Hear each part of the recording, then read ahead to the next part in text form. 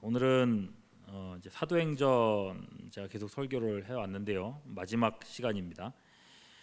지난번 설교 때는 사도 바울이 예루살렘에서 부당한 재판을 계속 받다가 로마 황제 가이사에게 상소하면서 로마 행이 결정되는 데까지 우리가 살펴봤습니다. 오늘 말씀은 이제 사도행전 27장, 28장 이제 마무리 끝에 있는 두 장인데요. 바울이 로마로 가는 데까지 배편으로 가는 여정을 매우 상세하게 기록해 두었고, 또 반면에 로마에 도착한 이후 사역은 간단히 서술하면서 마무리를 하고 있습니다. 그래서 요 27장, 28장을 읽다 보면요, 저는 개인적으로 그런 생각을 들 때가 있습니다. 결국 바울이 가고자 했던 곳, 하나님이 보내시고자 했던 곳이 로마 아니었습니까? 그 로마로 갔다는 게 중요한 거 아니에요? 그 로마에 가서 뭘 했는지 그 다음 이야기가 우리한테도 더 유용한 거 아니겠는가? 왜 굳이 로마 항해 이야기를 이렇게까지 상세하게 기록하는가 하는 생각이 드는 거죠. 로마에 가서 이러이러한 일을 했다, 누구를 만났다, 이런 거를 더 많이 쓰는 게 더 좋을 것 같은데 항해 얘기만 잔뜩 써놨단 말입니다. 사실 이 내용은 훨씬 더 짧게 줄일 수도 있을 것 같아요. 뭐 이런 거죠. 바울이 예루살렘에서 배 타고 로마에 이르렀더라, 이렇게 한 줄로 얼마든지 끝낼 수도 있는 내용입니다. 지도로 보면 이렇게 되는 겁니다. 지도로 보시면요, 예루살렘에서부터 로마까지 갔더라, 이러면은 아무도 궁금해하지 않고 그냥 넘어갔구나라고 끝날 일입니다. 성경의 사도행전 그 앞쪽에 보면 다 그런 식으로 내용들이 많이 기록이 돼 있어요. 그러니까 어찌 보면 이 사이에 있었던 항해 얘기는 지금의 우리들에게는 요즘 말로 TMI예요. Too much information. 너무 쓸데없는 정보인 것 같이 느껴진다는 거죠. 27장 1절을 보시면요, 우리가 배를 타고 이달리아로 가기로 작정됨에 바울과 다른 죄수 몇 사람을 아구스도 때에 백부장 율리오란 사람에게 맡겼다 그랬어요. 뭐 이 정도 정보까지는 괜찮죠. 이달리아 반도가 로마, 그 반도에 로마가 있으니까요, 이제 그리로 가게 됐다는 말을 하고 있는 겁니다. 그리고 나서 이제 다음 정보들을 보면은 2절에 아시아 해변 각처로 가려 하는 아드라무테노 배에 우리가 올라서 항해했다 그랬어요. 이 아드라무테노 배라고 했는데 이 지역이 지도상에는 요 위치, 보이시죠? 요 위치에 있습니다. 소아시아 북서쪽 끄트머리 쪽에 있는 겁니다. 지도에 보면은 일반적으로 찾아보면 지명 이름도 아예 적혀 있지 않은 경우들이 많아요. 자, 이 잘 알려지지 않은 지역의 배가 아마도 애굽으로 내려갔다가 해안선을 따라서 본토로 이렇게 쭉 들어가게 된 건데, 이 배를 중간에 잡아 타고 가게 됐다는 얘기를 하는 겁니다. 그리고 그 항로까지 자세하게 기록을 했어요. 4절 보면은 또 거기서 우리가 떠나가다가 맞바람을 피하여 구브로 해안을 의지하고 항해했다 그랬어요. 다시 지도 보시면요, 구브로면은 요 섬입니다. 동그라미 보시고요, 요 섬인데 그 바람이 심하다 보니까 구브로 바깥쪽 큰 물로 이렇게 나가지 못하고 구브로와 내륙 사이길로 지나갔다, 요 설명을 하는 겁니다. 그렇게 다음 지도 보시면은 그 5절에 길리기아와 밤빌리아 바다를 건너서 루기아의 무라시에 이르렀다 그랬어요. 자, 지도 다시 보시죠. 루기아는요, 요 지역입니다. 배편으로 해가지고 쭉 돌아서 길리기아를 지나서 밤빌리아를 지나서 루기아까지 이르렀다는 얘기를 하는 겁니다. 자, 그리고 6절, 거기서 백부장이 이달리아로 가려 하는 알렉산드리아 배를 만나 우리를 오르게 했다. 이제 배를 갈아탔다는 얘기를 하는 겁니다. 자, 배를 이렇게 갈아탔다는 이야기까지 여러분 유용한 정보들이 좀 있었습니까? 별로 안 느껴지시죠, 그죠? 굳이 알 필요가 없을 것 같은. 그런데도 저자는 소상하게 이런 지명과 그런 상황까지 다 적어놓고 있다는 거예요. 분명 기록해놓은 목적이 있을 겁니다. 이유가 있으니까 써놨을 거란 말이에요. 그 목적이 무엇일까? 이건 이제 나머지 내용까지 다 살펴보고 생각해 보도록 하겠습니다. 자, 그나마 이제 우리에게 흥미로운 부분은 지금부터예요. 루기아에서 이탈리아로 가는 이제 배를 탔어요. 이 배는 곡물 수송선이었습니다. 무역선이었고, 그러니까 크기가 작았을까요, 컸을까요? 컸겠죠, 그죠? 무역선이니까요. 근데 여러분, 왜 뭐 군인들도 있고 하면은 군용 선을 타고 그러면 될 것 같은데 왜 무역선을 타고 가지? 그런 생각이 드는 거죠. 앞서 아드라문데노의 배도 무역선이었거든요. 이유가 있습니다. 지금 이 이야기의 무대가 되는 지중해는요, 가을부터 다음 해 봄까지는 저기압이 자주 동진을 한답니다. 그래서 심한 폭풍과 눈비를 겨울 동안에는 많이 동반했다고 해요. 이 폭풍에 참 많은 배가 이렇게 피해를 입었는데, 이 로마가 특히 어떤 손해를 입었는가 기록에 보니까요, 이 일이 있기 6년, 과거에 이제 6년 동안에 로마가 한참 전쟁을 했을 때에 이 폭풍으로 인해서 6년 동안에만 700척의 함선이 뒤집어졌고 20만 명 이상의 병력이 싸움도 못 해보고 다 수몰됐다고 합니다. 그러다 보니까 로마 정부가 야, 이건 아니다 싶었던 거예요. 그래서 특히 겨울에는 모든 배가 지중해를 항해하지 못하도록 그렇게 법으로 막아버렸습니다. 다만 겨울에도 먹고는 살아야 될 거 아닙니까, 그죠? 그래서 비옥한 이집트에서 나는 곡물 운반선만큼은 겨울에도 운행하도록 해라. 위험하지만 그래도 이제 곡물선만큼은 운행하라고 허락을 했습니다. 자, 이런 배경에서 바울이 무역선을 타고 가게 된 겁니다. 자, 즉슨 이 여정에 어떤 위험이 있다는 거예요? 무역선을 타고 갔다는 얘기는 이 여정에 어떤 위협이 도사리고 있다는 겁니까? 제가 지금까지 막 설명을 했잖아요. 폭풍이에요, 그죠? 폭풍의 위험성이 있다. 벌써 27장 7절 8절만 봐도 벌써 분위기가 나와요. 자, 뭐라고 돼 있습니까? 배가 빨리 갔어요, 더디게 갔어요?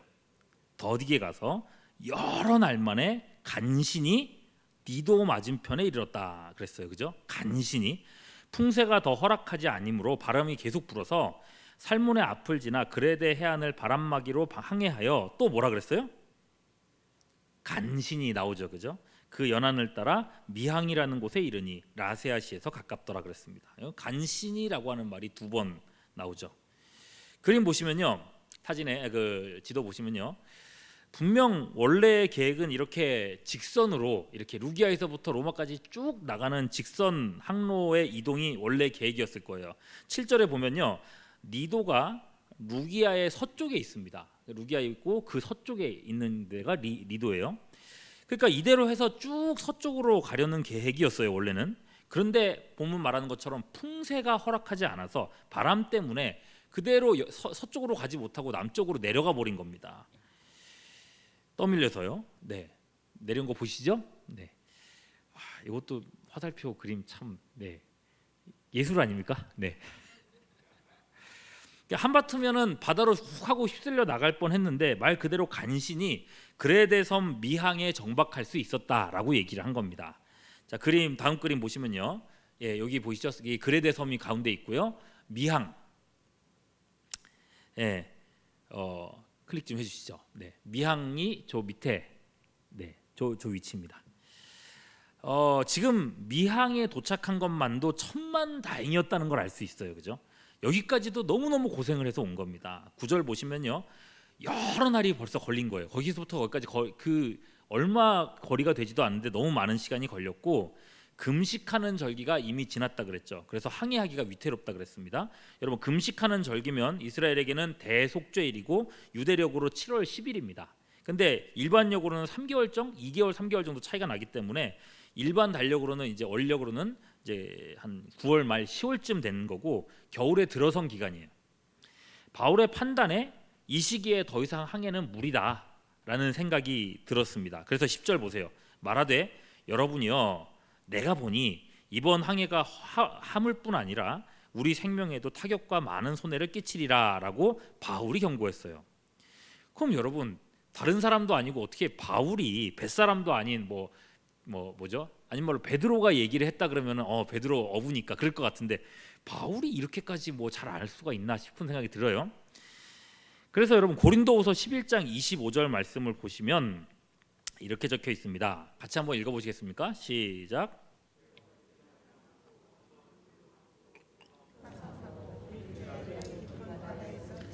자, 세 번 뭘 받았다고요? 태장 말고 그 뒤에 아니, 파선이죠, 그죠? 파선이 뭐예요? 배가 파괴돼 가지고 물에서 이렇게 휩쓸렸던 얘기를 하는 거죠. 파선 당한 걸 벌써 세 번이나 겪었다는 겁니다. 그러니까 앞서서 있었던 세 번의 전도 여행 중에 세 번이나 파선을 경험한 거예요. 얘기는 하지 않았지만 그 파선의 경험이 이미 있었다는 거죠. 겨울 풍랑의 무서움을 바울은 이미 너무너무 잘 알고 있는 겁니다. 바울은요, 사람들의 안전을 생각했습니다. 굳이 목숨을 담보로 해서 모험을 하고 싶지 않았습니다. 그런데 여러분, 이 부분을 잘 생각해 보십시오.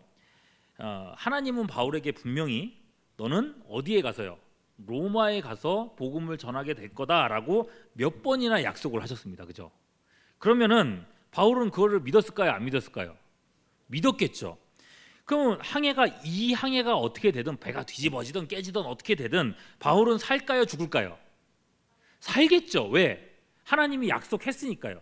나는 어떻게 되든 살아서 로마로 갈 거다. 거기서 복음 전할 거다라는 확신이 있었을 거란 말입니다. 그렇다고 해서 여러분, 사람들이 위험한 도박하는 거를 방치하지 않았어요. 그래, 네 마음대로 해라. 나는 어차피 로마 갈 거다. 이렇게 하지 않았다는 겁니다. 오히려 바울은 적극적으로 말렸습니다. 그렇죠? 지금은 안전하게 가야 될 때다. 여러분, 이게 맞아요, 틀려요? 맞죠, 그죠? 바울은 기본적으로 상식을 따라서 행동을 했습니다. 아닌 건 아닌 거예요. 그런데 11절 보시면요, 정작 선장과 선주가 딴소리를 하고 있어요. 그죠? 갈 수 있다고. 12절, 그 항구가 겨울을 지내기에 불편하므로 거기서 떠나 뭘 어떻게 해요? 아무쪼록, 그죠? 아무쪼록 베니스에 가서 거기서 겨울을 지내자 하는 자가 더 많다 그랬어요. 여러분, 베니스에 가자 그러는데 어떤 식으로 말했어요? 아무쪼록이라 그랬잖아요. 백부장한테 부탁을 하는 겁니다. 간청을 하는 겁니다. 아니, 왜 이렇게 베닉스를 가고 싶어 하나? 베닉스가 어떤 곳이길래? 그래서 말씀 뒤에 보시면 12절 뒤쪽에 말씀 보니까 베닉스는 뭐라고 돼 있습니까? 그레데의 항구라고 돼 있어요. 어이가 없죠, 그죠? 지금 자기네들이 있는 곳이 어디예요? 그레데의 미항이에요. 그리고 베닉스는 그레데의 어디야? 항구라고 돼 있어요. 그럼 따로 멀리 지도 보시면요, 따로 멀리 떨어져, 아주 멀리 떨어져 있고 뭐 로마로부터 더 가까워진 그런 거로 가는 게 아니라 같은 섬에 약 40km 정도 서쪽에 있는 항구, 예, 보시죠? 네, 저기가 베닉스입니다. 바로 옆에 미항이 있잖아요. 굳이 위험한데 위험을 무릅쓰고 저기까지 가자고 하는 겁니다. 왜요? 베닉스는요, 큰 도시였고 그곳에 아프로디테 신전이 있었다고 합니다. 자, 여러분, 여기서부터 알 수 있는 거죠. 신전이 있는 곳에는 뭐가 있었을까요? 고대 사회에 성적인 타락이 있었겠죠. 매우 음란했겠죠. 여러분들 내용들 어디죠? 성지순례 다녀온 분들 막 블로그나 이런 것들 보시면요, 성지순례 뭐 신전이 있는 곳마다 그 남성과 여성의 뭐 성기 뭐 이런 것들이 굉장히 많은 것들 때문에 놀랬다는 얘기들이 많아요. 그만큼 성적인 타락이 문란한 그런 곳이었다는 걸 알 수 있어요. 그러니까 이 뱃사람들이 기대한 게 뭐예요? 기왕 긴 겨울 3개월 동안이나 되는 긴 겨울을 보낼 건데 이 조그만 섬에서 여기서 내가 뭐 그렇게 있지 말고 큰 데 가서 여기서 여러 방탕을 쾌락을 즐기면서 보냈으면 좋겠다. 그런 생각을 가지고 부탁을 했던 겁니다. 아무쪼록 가자고. 여러분, 선장과 선주인데, 그죠? 지금 항해가 얼마나 위험한지 모를 리가 없지 않습니까? 그런데 여러 방탕을 즐기고 싶다는 이 죄성이 이성을 꺾어버린 겁니다. 그러면 사람이 그렇다니까요. 코로나 확산이 그렇게 우리가 염려가 되니까 교회 예배도 오랜 시간 동안에 뭐 비대면도 하고 적은 숫자로도 드리고 얼마나 우리가 뭐 협조를 하고 그래왔습니까? 사람들의 안전을 위해서 우리가 이성적으로 같이 해왔단 말입니다. 근데 여러분, 종종 뉴스나 뭐 이런 것들 보면요, 뭐 술집에 클럽에 이런 곳에 사람들이 막 몰려 있다는 것들이 종종 쉽게 나오죠, 그죠? 죄 짓는 일에는 이렇게 위험도 아무렇지도 않게 무릅쓰고 있는 걸 보지 않습니까, 여러분? 이게 죄성이에요. 죄성은 간단하게 통제가 되지가 않습니다. 그리고 그 죄성은 대가를 치릅니다. 자, 다시 11절 보시면요, 백부장도 쉽게 생각한 것 같죠? 어차피 뭐 거리도 얼마 안 되는 것 같고 해병 끼고 가면 되니 뭐 큰일이 있겠는가. 선장도 선주도 뭐 괜찮다고 하는데 그래서 배를 띄운 겁니다. 어떻게 됐을까요? 예, 배를 띄우고 얼마 지나지 않아서 유라굴로라고 하는 큰, 성경에 뭐라고 돼 있냐면 광풍이라고 돼 있어요. 광풍, 미친 바람이, 미친 듯이 부는 바람이 무시무시한 힘으로 배를 바다 쪽으로 떠밀었습니다. 그림 보시죠. 그 위에 사진 보시면요. 예, 여기서부터 바람이 크게 불어가지고 배가 속절없이 떠밀려 가게 된 겁니다. 바다 쪽으로요. 15절이요. 배가 밀려 바람을 맞추어 갈 수 없어 가는 대로 두고 쫓겨갑니다. 이건 이제 사람의 통제를 벗어난 겁니다. 17절 후반절, 스르디스, 모래톱에 걸려서 배가 뒤집혀지면 다 죽으니까 다 두려워 떨면서 어떡하지 걱정을 하고 있습니다. 18절 19절, 며칠을 풍랑과 막 씨름을 하다가 결국 다 어떻게 됐어요? 포기를 해버립니다. 짐을 내버리고 기구도 내버립니다. 모르겠다, 이제 우리 다 죽었다. 20절, 여러 날 동안 해도 별도 보이지 아니하고 큰 풍랑이 그대로 있음에 구원의 여망마저 없어져 버렸습니다. 보통 폭풍이나 태풍이나 일면은 그냥 어느 정도 있다가 사라질 건데 몇 날 며칠을 이어지는 거죠. 이제 다 죽었다. 모든 사람들이 죽음의 공포에 떨고 있어요. 그리고 그때에 바울이 다시금 입을 열게 되는 겁니다.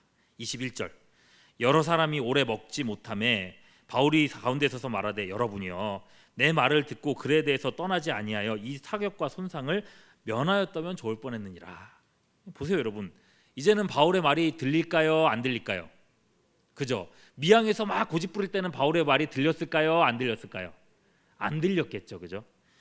만일에 이전에 바울이 항해의 위험성을 미항에서 이렇게 막 경고하고 말하지 않았다면, 이들의 미친 계획에 계속해서 죄를 뿌리지 않았다면 지금 와서 하는 말이 분명 들리지 않았을 겁니다. 출발 전에 했던 경고가 있었기 때문에 지금 바울의 말이 들려오는 거죠. 그러니 여러분, 기회가 있을 때 말을 해야 되는 겁니다. 아니, 때를 얻든지 못 얻든지 말씀을 전해야 된다는 거죠. 전해 놓으면 그 말씀이 어느 순간 영향력이 되는 겁니다. 그때 그분이 그런 얘기를 했었지. 그때 그 친구가 나한테 그런 얘기를 했었지. 정신 차리게 되는 순간이 온다는 거예요. 바울을 보십시오. 출항 전에 했던 이야기를 꺼내고 그대로 성취한 것을 사람들이 목격하자 그제서야 사람들이 바울의 말에 귀를 기울여요. 이제 바울은 마음껏 자기 마음의 이야기들을 하죠. 그게 오늘 읽으신 본문입니다. 자, 22절 이후 말씀.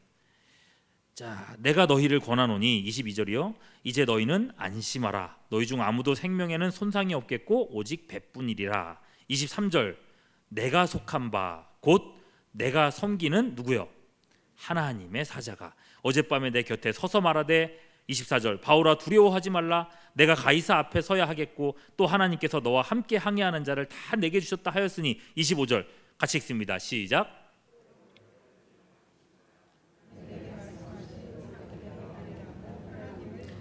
하나님을 믿노라. 자, 이 상황에서 바울은 당당하게 내가 섬기는 하나님을 말하고 있습니다. 하나님의 주권을 이야기하고 있습니다. 하나님이 살리시고 죽이시는 분이라는 것을 간증하고 있어요. 그리고 그 말의 확실함을 알리기 위해서 26절 그런즉 우리가 반드시 한 섬에 걸리리라. 앞으로 일까지 이야기를 하고 있습니다. 자, 그렇게 배는 14일 동안을 표류를 합니다. 그림 다시 한번 보시죠. 보시고요. 이제 그 지중해 한가운데서 계속 포류를 하는 겁니다. 원래 이 그림이 쭉 이렇게 나오게 되는데 한 번에 나와버렸습니다. 자, 14일 동안 계속된 풍랑입니다. 그냥 배를 타고 가도 힘들었을 일정인데 크게 흔들리는 배에서 그 오랫동안 모든 사람들이 얼마나 지쳤을까요? 그러나 동시에 그들 가운데는 바울이 있었습니다. 두려워하지 않는, 그죠? 그래서 바울을 보면서 사람들의 마음의 소망이 점점 더 커갔던 걸 알 수 있습니다. 27절 보십시오. 마침내 육지가 가까워지는 것을 사람들이 확인하죠. 깊이가 점점 얕아져요. 물의 깊이가. 바울의 말대로 희망이 생깁니다. 자, 확실히 바울을 신뢰하는 분위기가 생긴 걸 알 수 있는 세 가지가 있어요. 첫 번째는 30절에 보면요, 바다를 잘 아는 사공들이 자기네들만 살려고 몰래 거룻배를 끊어가지고 배 타고 도망가려고 하죠. 그때 31절에 바울이 뭐라고 합니까? 바울이 백부장과 군인들에게 이르되 이 사람들이 배에 있지 않으면 너희가 구원을 얻지 못하리라. 바울이 그렇게 딱 말을 하니까 군인들이 어떻게 반응을 해요? 32절 군인들이 거룻줄을 끊어 떼어버립니다. 바울이 하자는 대로 다 따라하고 있어요. 그죠? 자, 그리고 두 번째로는요, 바울을 신뢰하고 있는 모습. 바울이 이제 폭풍에서 벗어날 시간이 됐음을 이제 직감을 했습니다. 배에 있는 사람들에게 자 이제 음식 먹으라고 권하는 시간입니다. 그들에게 말해요. 34절 음식 먹기를 권하노니 이것이 너희의 구원을 위하는 것이요 너희 중 머리카락 하나도 잃을 자가 없으리라. 35절 떡을 떼어다가 모든 사람 앞에서 누구에게? 하나님께 축사했습니다. 그죠? 그럼 모든 사람들이 그러면 하나님께 기도하는데 나는 내 신을 믿어 그런 사람이 있어요 없어요? 다 고개를 숙이고 아멘 아멘 했을 겁니다. 그죠? 자 떼어 먹기를 시작하매 36절 그럼 어떻게 됐어요? 그들도 다 안심하고 먹었다 그랬어요. 안심하고 먹었다. 믿음이 생겨난 거죠. 그죠? 37절 배에 있는 몇 명이요? 276명 많죠. 그죠? 큰 배라고 했잖아요. 276명이 다 같이 하나님 앞에 기도했고 다 같이 아멘했고 다 안심을 했다는 말씀을 하고 있는 겁니다. 그냥 해상교회가 돼버렸어요. 해상교회. 이 자리의 유일한 위로는 하나님이며 또 하나님을 섬기는 바울이었던 겁니다. 자 그리고 세 번째 바울을 신뢰하는 모습. 또 배가 해안 가까이에 이제 이르러 다가갔는데 두 물이 이제 물길이 이제 합쳐지는 지점에 배가 낀 거예요. 그래서 배가 이제 물살에 막 점점 깨져 나갑니다. 근데 그나마 다행인 거는 이제 웬만큼 헤엄쳐서 해안까지 갈 수 있는 상황이 된 겁니다. 42절 보시면요. 군인들은 죄수가 헤엄쳐서 도망할까 봐 그들을 죽이는 것이 좋다 그랬습니다. 죄수들은 다 죽입시다 라고 군인들이 얘기했어요. 근데 43절 백부장이 뭐라 그래요? 백부장이 어떤 생각이 들었어요? 누구를 구원하려고요? 바울을 죽이면 안 된다는 생각이 든 거죠. 그죠? 바울도 같이 죽여야 되잖아요. 그래서 그들의 뜻을 막고 헤엄칠 줄 아는 사람들을 명하여 물에 뛰어내려 먼저 육지에 나가게 하고 44절 그 남은 사람들은 널조각 혹은 배물건에 의지하여 나가게 했습니다. 그렇게 해서 14일간의 그 큰 폭풍에서 한 사람도 죽지 않고 다 살게 되었다고 말씀하고 있어요. 이 상황을 보면 그냥 기적입니다. 기적. 예. 다만 기적은 이제부터 시작입니다. 28장 넘어가서요. 구조된 후에 안즉 그 섬은 이름이 뭐라고 돼 있어요? 1절에 멜리데라고 돼 있네요. 지도 보시면요. 이탈리아 아래쪽에 있는 저 작은 섬입니다. 안 보이실까 봐 또 화살표를 좀 더 해볼까요? 네, 여기까지 이제 쭉 올라가게 된 거죠. 작은 섬이다 그랬긴 했는데 제주도보다 한 17배 정도는 크다고 해요. 오늘날에는 몰타라고 하는 섬입니다. 자, 사실 근데 크다고 해도 여러분 지중해 이 큰 지중해에서 어디로든지 흘러나갈 수 있는 상황이긴 하잖아요. 아예 지중해 밖 대서양으로 밀려날 수도 있었습니다. 그러나 하나님의 뜻과 계획은 한치의 오차도 없었던 겁니다. 멜리데 섬은요 로마 바로 아래에 위치해 있는 섬입니다. 그 혼란의 여정도 결국 로마로 나아가는 길이었다고 말씀하고 있는 거예요. 자, 이곳에서 하나님은 다시금 기적을 일으키십니다. 예루살렘에서 체류하는 2년 동안에 아무런 기적도 없었잖아요. 근데 28장 8절 보시면요. 이 섬에서 가장 높은 사람인 보블리오라는 사람이 있는데 보블리오의 부친이 열병과 이질에 걸려 누워 있거늘 바울이 들어가서 기도하고 그에게 안수하여 어떻게 됐어요? 네, 그죠. 병고침의 기적이 일어났습니다. 그러니까 그걸 보고 사람들이 어떻게 반응을 했을까요? 너도 나도 막 왔겠죠. 9절 이러므로 섬 가운데 다른 병든 사람들이 막 와서 고침을 받았습니다. 자, 그러면 고침을 받았으면 거기에서 바울이 그러면 가만히 병만 고쳐줬을까요? 복음을 전했을까요? 복음을 전했겠죠. 믿는 사람들이 많아졌겠죠. 그리고 나서 10절 후한 예로 우리를 대접하고 떠날 때 쓸 것을 배에 실었더라. 자, 이 모든 과정을 함께 있었던 246명의 뱃사람들이 함께 목격을 했고 함께 혜택을 누렸습니다. 그렇게 11절 보면은 석 달 동안 겨울을 나며 그곳에서 좋은 대접을 받고 평안히 이제 봄을 맞이해서 로마로 들어가게 된 것입니다. 15절 그곳의 형제들이 우리 소식을 듣고 아비오 광장과 트레이스 타베르네까지 맞으러 나오니 바울이 그들을 보고 하나님께 감사하고 담대한 마음을 얻으니라 그랬습니다. 그리고 나서 이제 사도행전 마무리 얘기가 이제 쭉 나오는 거예요. 바울이 이제 재판받은 얘기는 없고요.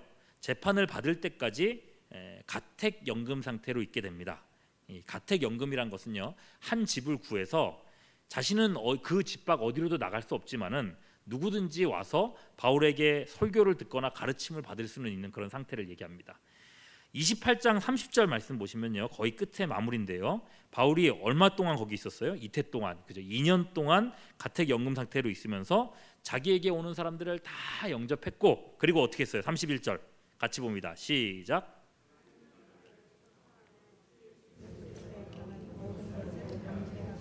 네, 갇혀 있었지만 갇혀 있지 않은 것처럼 로마에 있는 많은 사람들에게 복음을 전했다라고 하면서 이 내용이 끝을 맺게 되는 겁니다. 그래서요, 그 다음은 어떻게 됐는데요? 그 다음이 중요한 거 아닌가요? 적어놓지를 않아서 모릅니다. 근데 몇 가지 전승이 있는데, 중간에 한번 풀려나서 4차 전도 여행을 떠났다라고 하는 추측도 있습니다. 그리고 몇 년 이내에 네로 황제에 의해서 이제 참수형을 당하고 죽게 되죠. 순교하게 되죠.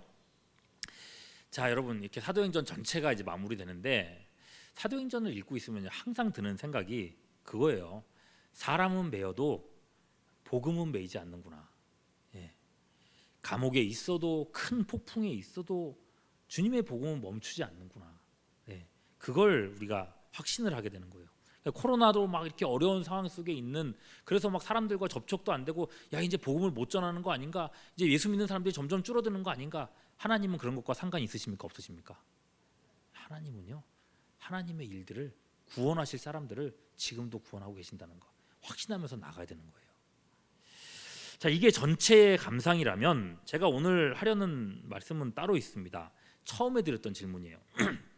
여러분, 오늘 이제 살펴본 항해 일정, 이제 성경을 따라서 저도 이렇게 쭉 자세하게 다 얘기를 했는데, 이 항해 일정을 이렇게까지 자세하게 다 제가 다 다룬 것도 아니에요. 뭐 그 뱀 머리에 어떤 모양이 있었는지까지 다 기록을 해놨거든요. 여러분, 이렇게까지 자세히 기록할 필요가 뭐였을까? 꼭 그렇게까지 썼어야 했을까? 물론 뭐 이런 내용들을 보면서 설교거리들이야 여기저기 있죠. 아까 그림 보셨던 것처럼 그림으로 보시면은 뭐 글에 대해서, 사진 없습니까? 네, 글에 대해서 뭐 글에 대해 보시죠. 저 섬에서 와, 쾌락과 방탕은 위험하다, 뭐 이런 얘기를 제가 할 수도 있었고, 제가 했기도 했고요. 또 바다 한가운데서 헤맸었잖아요, 그죠? 이 바다 한가운데서 재물을 다 버렸습니다. 아, 재물은 헛되다, 정말 생명이 중요하다, 이런 말씀을 했을 수도 있습니다. 근데 그렇게도 설교할 수 있고요. 근데 여러분, 그게 이 사도행전 전체 맥락에서 무슨 의미일까 싶은 거죠. 이 로마행을 자세히 기록한 목적, 그 이유를, 의미를 찾으려고 하면 이 글을 읽는 첫 번째 대상자를 생각할 필요가 있습니다. 여러분, 사도행전의 제1독자, 사도행전은 원래 누구를 위해서 기록한 것인가? 누구일까요? 데오빌로라고 하는 로마의 총독입니다. 자, 누가복음 1장 3절 4절에 보시면 누가복음부터예요. 자, 말씀에 예수님에 관한 그 모든 일을 근원부터 자세히 미루어 살핀 나도, 여기 나가 누구예요? 누가복음이니까 누가겠죠, 그죠? 나도 누구에게요? 데오빌로 각하에게 차례대로 써 보내는 것이 좋은 줄 알았노니 이는 누가요? 각하가 알고 있는 바를 더 확실하게 하려 함이라라고 했어요. 데오빌로 각하에게. 자, 이미 예수님을 믿고 있는 데오빌로라고 하는 각하, 높은 고위직에 있는 사람에게 그의 믿음을 더 확고하게 하기 위해서 누가가 복음서를 기록했다고 얘기를 했어요. 그리고 나서 누가가 복음서를 다 쓰고 나서 연이어서 사도행전을 쓴 겁니다. 사도행전 1장 1, 2절로 보면은 이렇게 시작했어요. 뭐라고 되어 있습니까? 누구요? 데오빌로요. 내가 먼저 쓴 글은 뭘까요? 누가복음이죠, 그죠? 자, 무릇 예수께서 행하시며 가르치기를 시작하신부터 그가 택하신 사도들에게 성령으로 명하시고 승천한 날까지의 일을 기록하였노라라고 하면서 사도행전 이야기를 시작했단 말입니다. 즉, 이 로마의 고위직인 데오빌로 각하에게 이 데오빌로가 믿고 있는, 예수님을 믿고 나서 이제 그 마음속에 있는 복음이 어떻게 해서 발생했으며 어떤 경로로 데오빌로 자신에게까지 흘러오게 되었는가, 그걸 보여주고 있는 것입니다. 그게 사도행전의 제1목적입니다. 그런 면에서 사도행전의 마지막 배편 이야기는 굉장히 중요한 것입니다. 여러분, 이 모든 이야기는 허구예요, 허구가 아니에요? 허구가 아닙니다. 지어낸 얘기가 아닙니다. 불과 몇 년 전에 있었던 사실입니다. 바울을 데리고 왔었던 백부장 율리오도 원하면 불러서 확인할 수 있습니다. 진짜 그런 일들이 있었냐고. 그러면 율리오는 분명하게 그 모든 일들을 자세하게 그 바울이 누가가 썼던 내용 그대로 이야기를 해줄 겁니다. 여러분, 배 안에 있었던 276명 대부분이 살아있고 그 모두가 증인입니다. 감옥 안에 있는 죄수도 있을 것이고 또는 간수도 있을 것이고 선장과 선주로 또는 선원으로 곡물 판매상으로 찾아가면 언제든지 만나고 들을 수 있는 사람들이 널려 있습니다. 모두가 증언할 수 있는 바, 기적 같은 항해 일정도 사실이었고 멜리데 섬에서 바울이 행한 병고침의 기적들도 사실입니다. 그렇다면 그 이전에 있었던 전도 여행들이나 바울이 만났던 변화나 그리고 예수님의 행적이나 모든 것이 의심의 여지가 없다는 것이 이 모든 것들을 통해 확신이 되는 것입니다. 그리스도의 복음은요, 이 모든 과정들을 통해서 기적과 같은 항해들을 통해서 지금 데오빌로에게까지 흘러오게 된 것입니다. 복음이 얼마나 위대한 것인가, 하나님께서 복음과 함께 얼마나 굉장한 일들을 이루어 오셨는가, 데오빌로는 이 일을 통해서 분명히 확신할 수 있게 된 것입니다. 그의 마음이 뜨거워졌다는 거죠. 여러분, 데오빌로라고 하는 이 이름은요, 사람의 이름이 아니에요. 실질적인 이름이 아니에요. 하나님의 친구라고 하는 뜻인데 별칭입니다. 그냥 데오빌로요라고 이렇게 그 사람의 정체를 드러내지 않기 위해서 그렇게 써놓은 별칭인 겁니다. 이 사람을 각하라고 부른 걸로 봐서 굉장히 높은 직책에 있는 사람임에 틀림이 없어요. 여러 가지 이제 해석들이 있는데 이 사람이 누군가에 대한 그의 정체에 대한 가장 매력적인 견해는요, 도미티아노스 황제의 사촌이면서 집정관인 플라비우스 클레멘스라는 얘기입니다. 왕가의 사람이에요. 근데 이 사람은요, 훗날에 기독교로 개종했다는 이유로 그의 아내가 유배형에 처해지고 자신은 사형당했던 사람입니다. 그가 세상의 모든 것을 버리고 확신 속에서 순교할 수 있었던 것도 그리스도의 복음의 이 확실함을 확신했기 때문임을 알 수 있는 거예요. 여러분, 예수께서 피 흘리심으로 선포된 이 복음은 이후에 바울을 비롯한 수많은 사람들의 흘린 피로 인해서 로마 전역에 불꽃같이 일어나게 된 것입니다. 순교자의 흘린 피가 교회의 씨앗이라고 하지 않습니까? 마찬가지로요, 수많은 사람의 헌신으로 로마 전역이 복음화된 것처럼 그렇게 2000년이 넘는 시간 동안에 헤아릴 수 없이 많은 사람들의 피 흘림을 통해서 오늘날 우리가 하나님의 자녀가 됐다는 사실을 기억하시기를 바랍니다. 말씀은요, 이 바톤을 이어받은 우리에게 똑같이 도전하고 있는 것입니다. 그리스도께서 가셨던 길을, 믿음의 많은 선배들이 나갔던 길을 너희도 걸어가라는 것입니다. 여러분, 절망적인 폭풍 한가운데서도 복음이 이기게 하셨던 하나님 아니십니까? 오늘날 여러 가지 어려운 환경 속에 있는 것이 사실이지만은 우리에게는 그 모든 것을 뛰어넘는 그리스도의 복음이 있음을 확신하실 수 있기를 바랍니다. 결코 흔들리지 않는 이 복음의 확신으로 매일을 살아가는, 그래서 이 코로나 시기도 잘 넘어갈 뿐만 아니라 더 큰 하나님의 대회로 나아갈 수 있는 우리 모두가 될 수 있기를 주님의 이름으로 축원합니다. 기도하겠습니다. 혼탁하고 혼란스러운 세상 속에서 사람마다 각자 제 소견에 옳은 대로 행하며 사방을 구분하지 못하고 구원의 여망조차 없어 보이는 이 세상 속에서 우리 곁에 서서 말씀하시는 주님을 바라봅니다. 기도하며 주님의 사역에 또한 동참하려고 합니다. 바울의 마음에 불같은 믿음과 확신을 주셨던 주님, 수많은 믿음의 백성을 세우시며 세상의 역사를 이끄셨던 주님께서 오늘도 우리를 사용하여 주시옵소서. 우리 눈으로 주님의 영광을 목도하게 하여 주시옵소서. 이 시간 기도하는 우리 안에서 역사하시기를 간구하옵고 우리 구주 예수 그리스도의 이름으로 기도하옵나이다. 아멘.